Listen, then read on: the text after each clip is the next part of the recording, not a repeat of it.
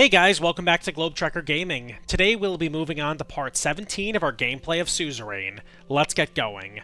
So in the last part we met with the Chief Justice and I think another Supreme Court Justice just to, they were trying to sway us against the reforms that are going on with like a whole bunch of some of it seemed legit, some of it seemed like kind of conspiratorial, but apparently the leader of like the whole constitutional reform faction was like hanging out in Arcasia, which is the country where, or the superpower we're trying to align with anyway. So yeah, we don't want to have them get too much influence there, but at the same time, I feel like, aligning with someone who's pro-Arcasia might be a good idea. But either way, it seems like, it's a lot of kind of, ominous things there, and it's going to start really getting more into detail down the road. Let's just see if anything new is on the news here. So the Red Youth rises. That's the communist wing. School poisoning. Upcoming government budget changes. Okay, nothing too crazy there. I'm going to just go out to the world here, see if there's anything else going on.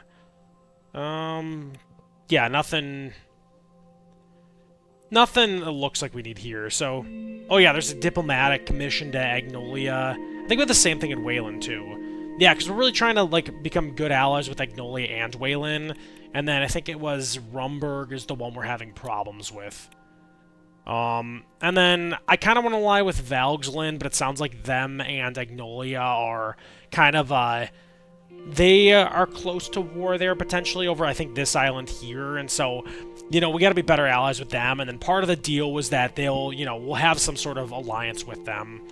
Nonetheless, let's go to Sordland and see what we have here.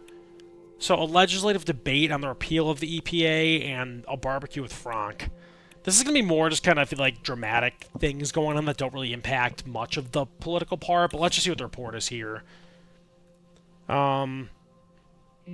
So yeah, I think if I remember this, the whole EPA thing, it's the Energy Protection Act, not, the US EPA, but basically it's it limits the amount of foreign influence you can get on that, and honestly, I think only 20% can invest in from foreign control there. I haven't thought much of it. When it kind of comes up, we'll eventually determine that there, but I'm going to hold off on that for now. Let's just see what we have in the barbecue with Frank here. So it was a Saturday afternoon, my first break from work in what felt like years, and the weather couldn't have been more perfect. Trying to keep my mind off the upheaval sparked by the circus assassination. I lit the backyard grill. Monica and Deanna were out shopping for craft supplies. Again, I pointed out, how it's supposed to be like Sordland's, supposed to be a very, a pretty large country and everything, but they can just, live like a normal life. The president and his family, they just go out shopping. Barbecues, I guess, you could probably have at the White House or something with a lot of security, but they just, live like a normal life. Oh, hey, they're going out shopping. We're just having a barbecue. I'm done with work as the president. So just myself and Frank at home.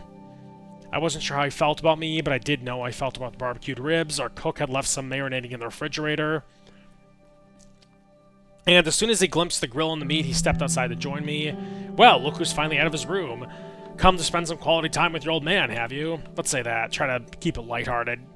Sure, if you can spare a few minutes out of your busy schedule. I know Frank was he didn't want to go to that inauguration ball anyway when there was the shooting. So it seems like he's kind of unhappy with how everything's going with it as it is, and he just wants to return to the normal life. Children who talk back to their fathers don't get dinner. Look, son, I'm preoccupied with matters of national security. I'm sorry, I know I haven't been around very often, but I'm happy to see you. Let's say that. I'm not gonna, start drama. It's okay, I know you've got the most stressful job in the country, and you've got to feed your family on top of it. We both chuckled. I turned to tend to the fire. Here, let me try. Grabbed the fan and started waving it over the coals. Turned to look at me with a grin on his face as if he was expecting praise. Not bad. Don't act like you've done something special. Say nothing. Good job. Yeah, we'll be civil with it. Thank you, sir. It's our utmost interest to fulfill our duties with precision. I always like being all, dramatic with it. That was a spot-on impersonation of Lucian. We looked at each other for a second, then burst out laughing. I was trying to think how it was who that was trying to be at there. And that was with Lucian, because he's supposed to be so punctual about everything. I realized my throat was parched. There was a six-pack of beer in the kitchen. Frank, can you get me a beer? Why don't you bring us a couple beers? Get up and grab a beer. I was asking to get a beer. Frank got up without saying anything, went to the kitchen, returned with a cold beer.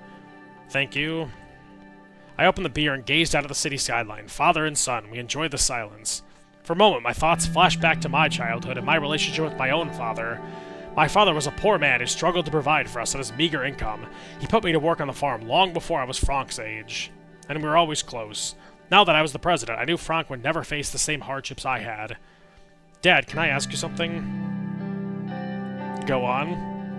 It's just, I feel like there's so much you've been hiding from me about your past and what's going on right now.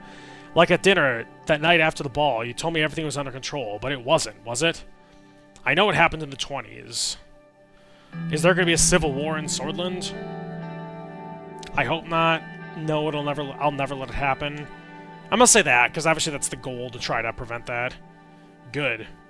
But, what was it like back then? Uncle Petter said the two of you went through a lot. I'm not a kid anymore, you could tell me. Before I could gather my thoughts, the familiar images started flashing. Images of soldiers. Okay, this is dragging on a bit. The shock and grief. Those were dark times. Yeah, I'll be honest with him.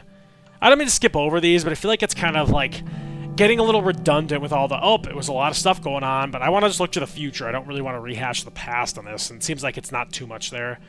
It seems like it, but you're a nearly grown man. Let's talk about it. Frank, lean forward. Tell Frank about the coup, the Civil War. Let's go with the Civil War there, because that seems like that's important for what's going on now. It was right after I met your mother. To be honest, I'm going to skip over this. I feel like we already heard the story a bunch. He shifted his seat, I stay out of it. Yeah, we already heard this in the beginning there. So, like, if you guys want to hear about the story, go to part 1 when it really gives the background there. I don't really need to, like, go into details about this much, just because I feel like it's getting pretty redundant. Tell him about the coup of 27. I was barely older than you are now. Lockhaven Business School. Just left the classroom. The same soldiers that were supposed to protect the citizens were pointing guns at us. He kept listening, a shocked look. I'll refrain from telling about the brutality. That's enough for today. It's okay, I'm sorry, I should have asked you about it. I know I don't understand how easy my life is sometimes. One more thing, though. I know you managed to not take any sides. Do you mind if I ask why? I don't want to be part of the violence. There are two sides of the same coin. I'm gonna say that there. Sorry for bombarding you with questions. I know I complain sometimes, but my problems are nothing compared to what you went through. I'm here to listen to them, no matter what they are. What problems? You're damn right. Your generation will never understand. I'm just gonna say, show that I still care about his problems, even if they are, meager by comparison. Before Frank could say anything else, I heard the front door unlock. And Deanna and Monica came back. Alright, I'll be upstairs till dinner. He went in and dashed upstairs. Took a long sip from my beer, looking at the city and the now setting sun. I hope that talking to Frank about my past had been the right decision. Part of me felt as if some sort of burden has been lifted. But I had the same nightmares again that night.